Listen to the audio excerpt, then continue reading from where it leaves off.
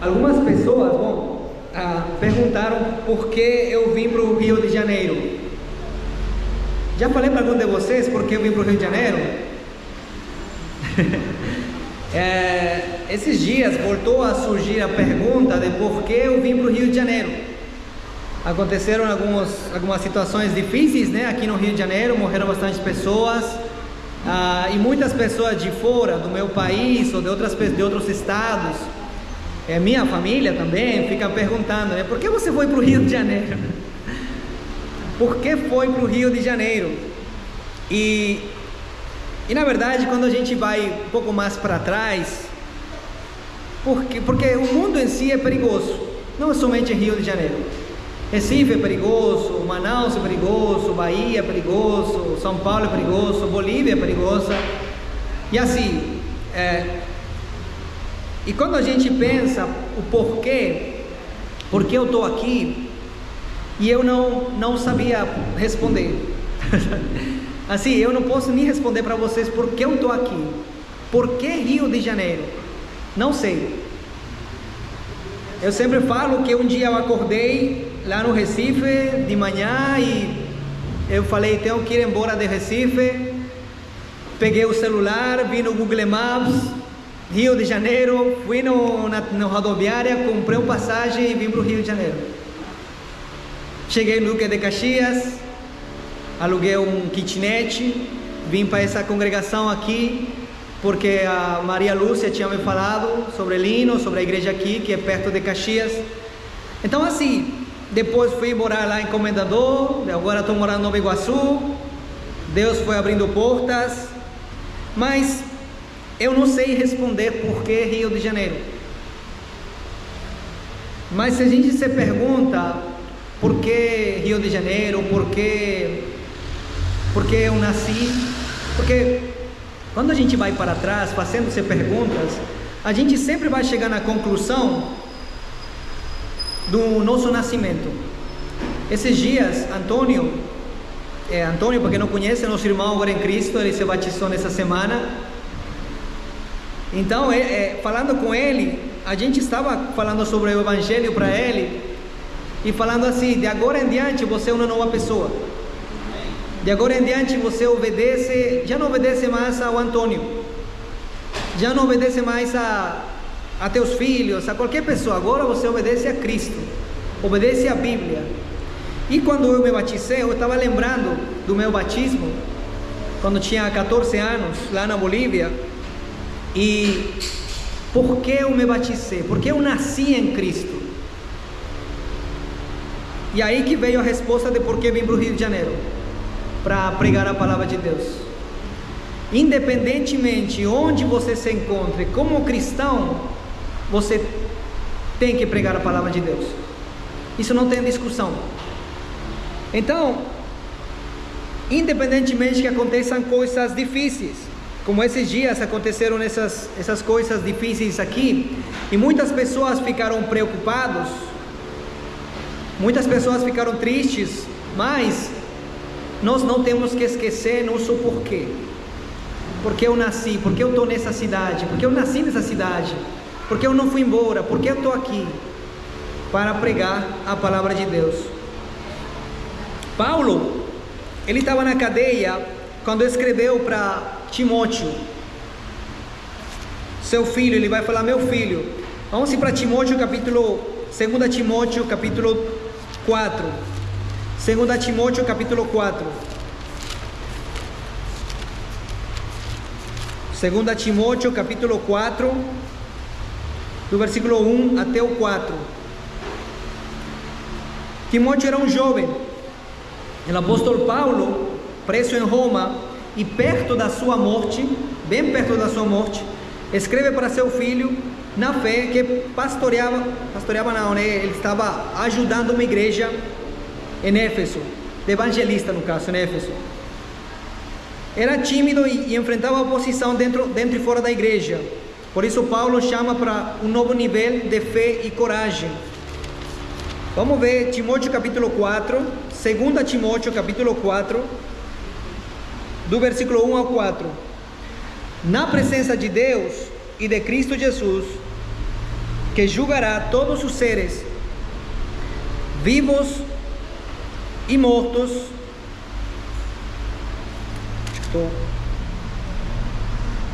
Perdão, eu errei. 2 Timóteo, capítulo 2. Estou aqui me confundindo. 2 Timóteo, capítulo 2, versículo 1 ao 4. Aí sim. Capítulo 2, versículo 1 ao 4. Diz assim: E você, meu filho, seja forte. Ou em outras versões vai falar: fortifica-te. Fortifica-te na graça que há em Cristo Jesus. Fortifica-te na graça que há em Cristo Jesus. O que ele está tentando dizer com isso? Fortifica-te na graça que há em Cristo Jesus. Essa palavra, fortifica-te, é uma constante. Não é para uma vez e já. É uma constante. Significa recebe poder constantemente. Fortifica-te continuamente. Seja fortalecido continuamente na graça de Cristo. A base da força de Timóteo não era suas próprias forças, era a força da graça de Cristo Jesus. O que é a graça de Cristo? O que é a graça de Cristo? Quando nós pensamos na graça de Cristo, é o que Ele fez por nós, é o presente que Ele nos deu, é que Ele morreu na cruz por nós, é que Ele venceu a morte por nós. Isso é a graça de Cristo. Então o poder que nós temos que ter para pregar a palavra de Deus para outras pessoas não está em nossa inteligência, em nossas forças, e sim na graça de Cristo Jesus. Cada vez que você se encontra em uma situação complicada, pensa em Cristo. O que Ele fez nas situações complicadas? Paulo estava na cadeia, e ainda estando na cadeia, ele continua pregando o Evangelho. Então o exemplo era o mesmo para Timóteo. Ainda estando em situações difíceis, tanto dentro da igreja e fora da igreja, continuem se fortalecendo na graça. Então nossa fortaleza não vem de nosso próprio raciocínio, e sim da graça de Cristo. E essa graça tem que ser suficiente. Às vezes a gente quer coisas além, como por exemplo, bênçãos materiais. Se eu tenho isso, eu vou obedecer mais. Se eu conquisto uma carreira, eu vou, Senhor, se você me dá um carro, eu vou servir mais ao Senhor. Isso é além da graça de Deus. É como se eu estivesse exigindo mais alguma coisa. Mas a graça de Deus é suficiente para eu ficar firme constantemente na palavra do Senhor. Então esse fortifica-te receba poder constantemente. De onde? Da graça de Deus. Agora, como eu lembro o que é a graça de Deus? Todos os domingos nas congregações, toda vez que eu abro a Bíblia na minha casa, toda vez que eu oro ao Senhor, eu lembro da graça de Deus. Porque se eu não oro ao Senhor, se eu não leio a palavra de Deus, se eu não congrego com os irmãos, eu vou esquecer da graça de Deus. Se eu não participo da ceia do Senhor, eu esqueço da graça de Deus. E se eu esqueço da graça de Deus, daqui a pouco eu vou estar trocando, querendo trocar, querendo barganhar com Deus.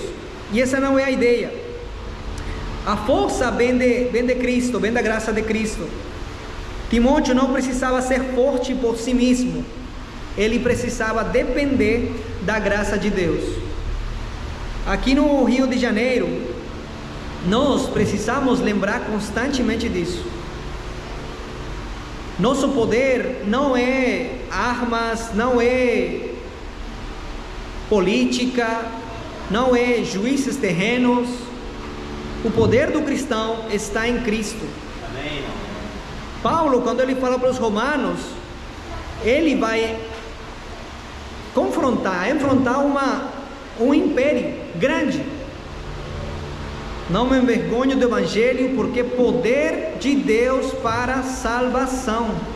Então assim, nós temos o mesmo Evangelho de Paulo, nós temos a mesma graça de Cristo que estava com Paulo, que estava com Timóteo. Então cada vez que nós queremos pregar a palavra de Deus, ou estamos com medo de falar alguma coisa, e não falo em relação somente a batismo, arrependimento, perdão de pecados, eu falo em relação também à correção. Esses dias com Lino estávamos aqui conversando, a gente tocou assuntos como, por exemplo, a gente normaliza muitas coisas que estão acontecendo. Normalizamos ver a nossos primos, tios, amigos bebendo, fumando, fazendo coisas erradas e a gente não fala nada. Nós vemos pessoas com armas e a gente não fala nada. Por quê? Porque temos medo. Estamos talvez assustados. Mas Lino falava, eu poderia falar com essa pessoa, e poderíamos falar todos nós com as pessoas que nos encontramos, que falam palavrões. Não se trata somente de falar em batiza até agora, não, senão de mostrar a palavra de Deus em todo sentido, até nos mínimos detalhes. Às vezes até temos medo de falar aos nossos filhos, amigos de perto, que isso está errado. Então assim, a força que Timóteo precisava vinha da graça de Cristo. A força que nós precisamos vem da graça de Cristo. É importante você ler as Escrituras, é importante você estar congregando para você ficar cheio, fortificado com o Senhor, para que qualquer coisa que aconteça lá fora, você fique disposto a falar: irmão, amiga, filho, tio, isso não é correto, isso não vai te levar a lugar nenhum. Vamos para a igreja comigo. Temos, não sei, alguma coisa, mas não simplesmente se trata de falar, mostrar a Bíblia em si, e sim nós ser pessoas que estão constantemente ajudando, exortando, porque nós sabemos muitas coisas de cor, ajudando, exortando, corrigindo as pessoas que estão fazendo coisas erradas, e não normalizar as coisas erradas. A graça é mais do que o perdão, é o poder diário para permanecer firme. A graça do Senhor me dá a força para eu ficar firme, para eu ficar firme na luta. Sem graça o medo nos domina, com graça o Espírito Santo nos dá ousadia. Cada dia, meus irmãos, temos que, antes de sair de casa, eu sei que muitos de vocês têm esse costume, orem ao Senhor. Oremos ao Senhor antes de sair de casa todos os dias, não somente para ter um dia legal, e sim também para que, se a gente se encontrar com coisas erradas, nós poder exortar, poder aconselhar as pessoas. A coragem verdadeira não vem de dentro de nós, mas de Cristo que habita em nós. O versículo 2 de 2 Timóteo capítulo 2, versículo 2 vai falar: tome os ensinamentos que você me ouviu dar na presença de muitas testemunhas e entregue-os aos cuidados de homens de confiança, que sejam capazes de ensinar a outros. Aqui temos muitas pessoas de muitos anos aqui na congregação. Eu sou uma pessoa de muitos anos na congregação. Desde meus 14 anos, com minhas falhas e meus acertos, eu estou muito tempo na igreja. E eu poderia, ou muitas pessoas poderiam falar: eu já estou salvo. Eu estou salvo e isso tá legal. Eu faço o meu trabalho, eu estou salvo e pronto. Mas a graça do Senhor, Ele nos insta, não é somente para nós. O Evangelho não é um tesouro para ser guardado, não é uma coisa que tem que ficar com você, mas é uma verdade para ser transmitida. Essa é a ideia. A ideia é você se encher hoje no domingo, na sua casa, na sua leitura, na sua oração, se encher de Deus e depois sair e pregar o Evangelho. Amém. Não com medo. Como eu falei, muitas vezes nós temos medo até dos nossos filhos, amigos, mães, pais, mas peguemos coragem, força, porque a razão pela qual nós nascimos em Cristo, a razão pela qual nós estamos aqui no Rio de Janeiro, é para pregar o Evangelho. Amém. Imagina tu uma amiga tua, uma amiga de você, convertida ao Senhor, e que essa amiga seja mãe de uns meninos que morreram nesses dias. e essa mãe poder inculcar a palavra do Senhor para ele, se você de uma maneira ou outra ajudar que a sociedade melhore. Então a palavra do Senhor tem que ser compartilhada. Paulo fala de discípulo multiplicador, de ensinar outras pessoas. Os estudos que nós fazemos aqui, a escola da Bíblia e demais, não é somente para nos encher ou encher a vocês em si. É para vocês se encherem e vocês passar a informação para mais pessoas, porque somente assim o reino de Deus vai crescer. Isso que é a guerra espiritual. Cada geração treinando a próxima geração a boa batalha da fé. Porque se nós não treinarmos as outras pessoas, vai morrer conosco. Se nós não insistimos com nossos filhos, nossos primos, nossos amigos, vai morrer conosco a palavra do Senhor. Coragem é continuar pregando mesmo quando o mundo se cala. Coragem é transmitir a palavra mesmo que o preço seja a rejeição. Pode ser rejeitado por teus filhos, pode ser rejeitado por teus tios, pode não ser mais convidado para a comida do jantar, mas ainda assim a palavra de Deus vale mais que tudo isso. A Bíblia vale mais que tudo isso. Precisamos ser pessoas que compartilham a palavra independentemente se somos aceitos ou não. Então, se você parou de ensinar para alguém, parou de insistir para alguém, parou de convidar para alguém para a igreja, para os estudos bíblicos, volte a convidar, volte a chamar, porque a Bíblia não é somente para nós, é para todo mundo. O Evangelho chegou até você porque alguém teve coragem de falar com você. Alguém teve coragem de me falar: Benjamin, você está errado, não é para usar instrumentos. Alguém teve coragem para falar: Benjamin, você está errado, não é para dar dízimo. E eu me arrependi. Então alguém chegou para você e falou: isso não está certo, vamos estudar. Ou falou: o que você está fazendo vai levar para o mal, vem para cá. Convidaram quantas vezes para você, ou mesmo os seus pais, né? Tem muitas pessoas aqui que talvez nasceram já na igreja de Cristo, mas ainda assim os pais insistiram muitas vezes para você continuar aqui. Agora é sua vez de passar adiante essa mensagem. Quem tem coragem para pregar o Evangelho, torna-se um instrumento para libertar cativos. Capítulo 2, versículo 3 e 4. Como fiel soldado de Cristo Jesus, tome parte no meu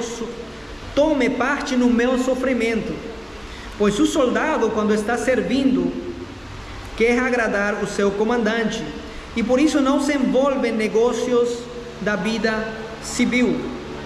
Em outra versão vai falar: sofre comigo como bom soldado de Cristo. Nenhum soldado se envolve em negócios desta vida, para agradar aquele que o alistou para a guerra. Nós temos mais um soldado nessa semana que se alistou para a guerra junto conosco. Jesus Cristo, através do apóstolo Paulo, ele usa esses termos de soldado, de escravo, para nos entender que não é uma coisa simples, não é uma coisa fácil, não é uma coisa que temos que me converti, me arrependi, me batizei, pronto. É uma batalha. Lino esses dias estava falando que de certa maneira, até certo ponto, nós temos culpa. Os cristãos em geral têm culpa porque muitas pessoas morreram nesses dias. Porque talvez nós podíamos ter pregado mais, talvez nós podíamos ter ensinado mais, talvez nós podíamos ajudar mais. E é verdade. Talvez de certa maneira, mas nunca é tarde. Mientras temos vida, temos esperança. Ainda podemos pregar mais. Ainda posso abrir as portas da minha casa para fazer um culto, uma aula, uma reunião. Que tudo que nós temos possa servir para esse propósito. Paulo apresenta 3 verdades sobre o soldado de Cristo. A primeira, ele sofre com o seu comandante. Paulo sofre juntamente com Cristo. Timóteo sofre juntamente com Cristo. E nós cristãos não podemos esperar o contrário. Não podemos esperar que vamos ser totalmente felizes. Nós temos paz em Cristo, mas a felicidade é somente lá no céu com Deus. Nessa terra vamos a passar por dificuldades, vamos a sofrer juntamente com Paulo, juntamente com Timóteo, juntamente com Jesus, porque é nosso comandante. Se ele sofre, nós também. O sofrimento é parte da missão. Ele não se distrai com os negócios da vida. No versículo 3, no versículo 4, na verdade, diz: pois o soldado, quando está servindo, quer agradar seu comandante, e por isso não se envolve em negócios da vida. Porque estou em Rio de Janeiro? Por que você nasceu? Por que você está aqui? Por que está nesse local, está nesse bairro, está nessa cidade? Por que está nesse mundo? Não esqueçamos o principal objetivo pelo qual nós temos fôlego de vida. Como cristãos, nós temos fôlego de vida para pregar o Evangelho, para servir ao Senhor, e não para ganhar dinheiro, não para ter um bom trabalho, não para ter um carrão, não para ter uma casa, uma mansão. Esse não é o nosso objetivo. Independentemente de quanto você ganhe ou não, você pergunte: eu estou colocando a Jesus Cristo em primeiro lugar? Porque tem pessoas que pensam assim: eu ganho pouco, por isso eu acho que não tenho problema com dinheiro não, porque eu ganho pouco. Mas na verdade usa todo o seu tempo, todos os seus recursos para ganhar esse pouco, e não dá para o Senhor, ou não está para o Senhor presente o tempo que deveria estar. Não se distraiga com negócios da vida. Não viva dividido entre negócios da vida e Jesus Cristo. Jesus Cristo, a palavra de Deus, a mensagem do Evangelho sempre tem que ser prioridade. O soldado busca agradar ao que o alistou. Não foi Lino, eu, Rogério, não sei quem mais aqui batizou outras pessoas, não foi eles que alistaram você para Jesus. Não foi meu pai que me alistou para o Senhor. Não foi o evangelista que me batizou, que me alistou para o Senhor. Foi Jesus Cristo. Ele nos alistou, Ele nos chamou, Ele nos condecorou, Ele colocou a roupa de soldado. Então, viva para Cristo e não para o mundo. O soldado que se distrai perde o foco, e o soldado que busca agradar a Cristo permanece fiel até a morte. A guerra espiritual é real. O inimigo, ele tenta nos distrair, nos cansar, nos calar, mas você foi alistado por Jesus, e se Ele te chamou, Ele te sustenta através da graça.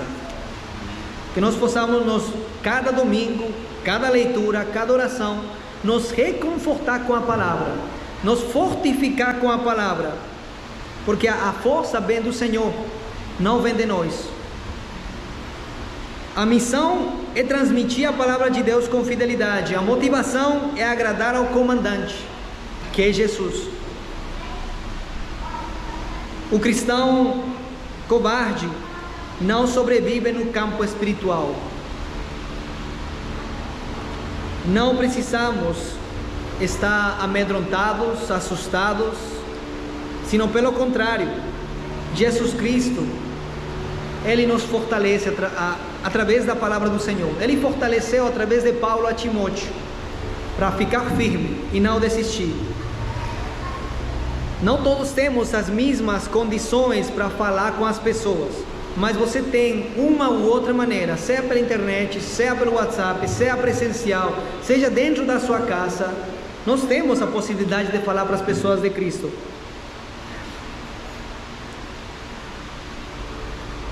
A guerra é real, mas a vitória já foi garantida na cruz.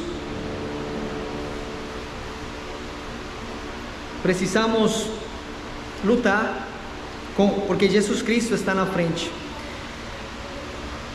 Para terminar, gostaria de ler 2 Timóteo, capítulo 1, versículo 7.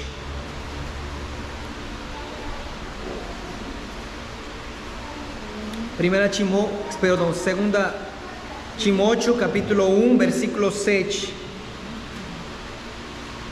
Pois o Espírito que Deus nos deu não nos torna medrosos, pelo contrário, o Espírito nos enche de poder e de amor e nos torna prudentes.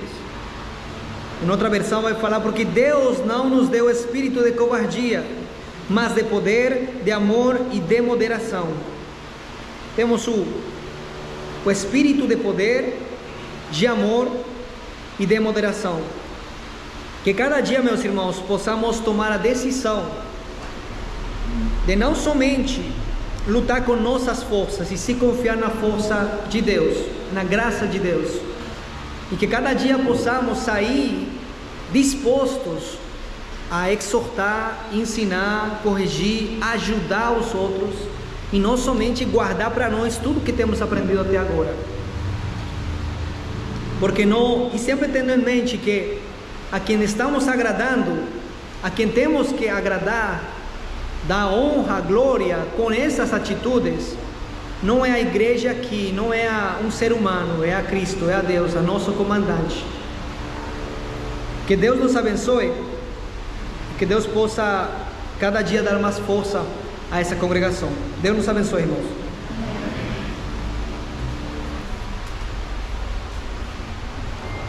Vamos orar, irmãos. Eu convido quem puder dobrar seus joelhos comigo e nós vamos falar com Deus.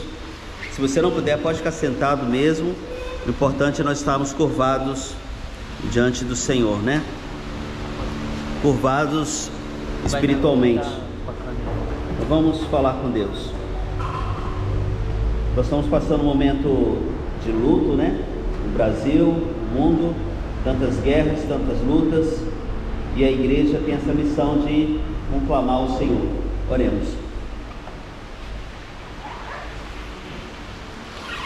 Nosso Deus poderoso, nós curvamos diante da sua glória, diante do seu imenso poder.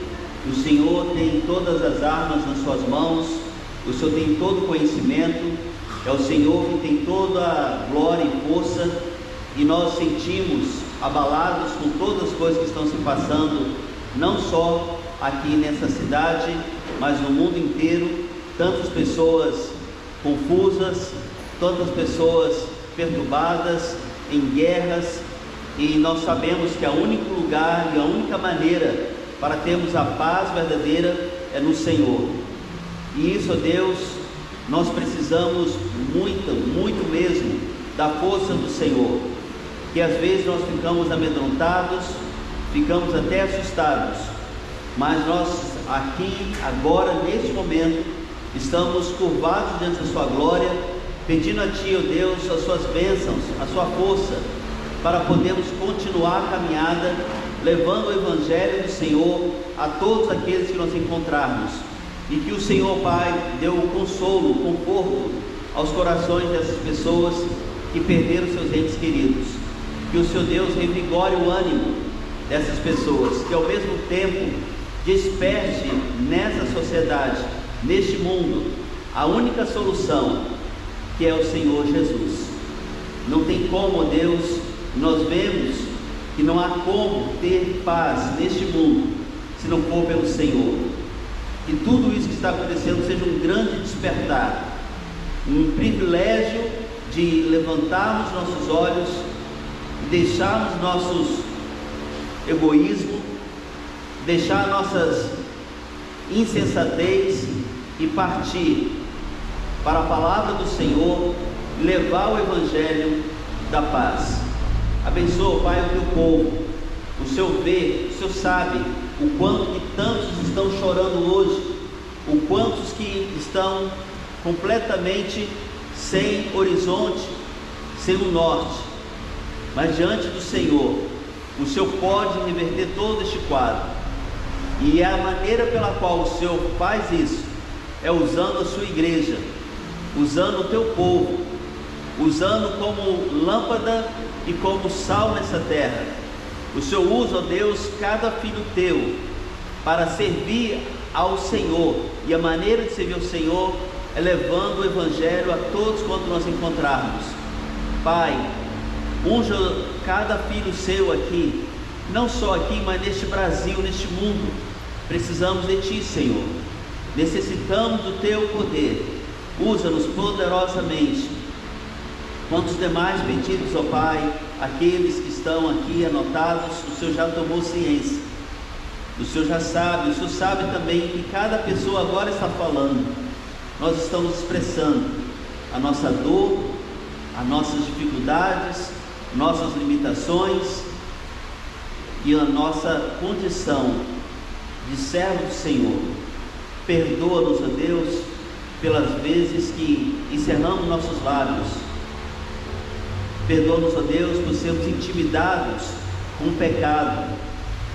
Ficamos calados com medo de sermos rejeitados. Não abrimos a nossa boca para falar do Senhor, para não ser discriminados. Deus, perdoa-nos, Deus, a nossa pequeníssima fé. Esquecemos que o Senhor está conosco o tempo todo e nunca nos largou e nunca vai nos largar. Perdoa-nos, ó Deus, a nossa insensatez de não olhar para o Senhor com tanta firmeza, pois só o Senhor pode nos sustentar, e só o Senhor nos sustenta o tempo todo. E agora, Deus, confiante que a sua misericórdia, o seu perdão está sobre nós, nós vamos sair daqui confiantes, cheios do teu Santo Espírito, cheios do Senhor, para proclamar a verdade do Senhor a todos quantos nos encontrarmos. Em nome de Jesus